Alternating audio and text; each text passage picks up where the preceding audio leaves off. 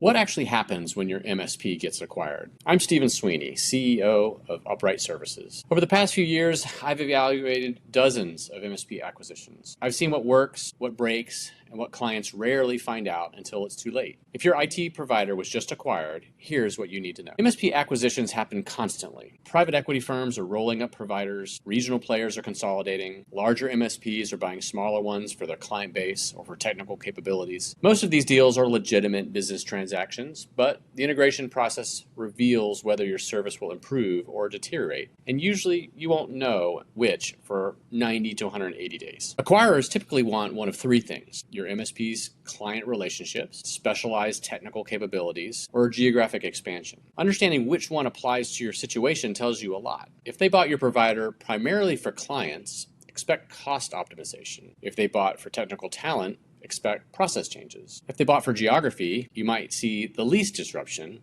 or the most, depending on how they integrate. The first 90 days reveal the pattern. You'll see new faces in account management, ticket systems might migrate, response time metrics can shift, sometimes better, sometimes worse. Pricing usually stays stable initially, and that's often contractual. But watch out for portfolio optimization conversations around renewal time. The technical integration is where things get interesting. PSA and RMM platform migrations, documentation system consolidations, changes to security stack or backup solutions. Each transition introduces risks if not managed properly. And here's what most clients don't realize. Your service quality during this period depends entirely on how well the acquiring company handles integrations, and most haven't done many. What you should do immediately is first read your MSA, your Master Services Agreement. Look for provisions about change of control. Understand your termination rights. Confirm whether your SLA, the service level agreement, terms survive an acquisition or a reset. Second, document your current services baseline. Who are your client contacts? What is your average ticket response time? What tools are you using? You'll need this baseline to measure whether service actually changes. Third,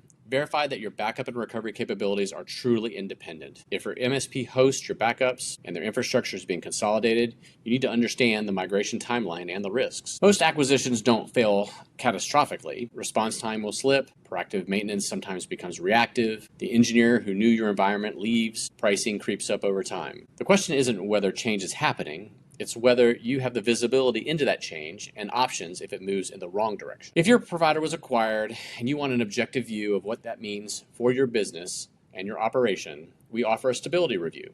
No obligation, just clarity. We've been on both sides of these transactions and we know what to look for. Please visit us at uprite.com to schedule a conversation.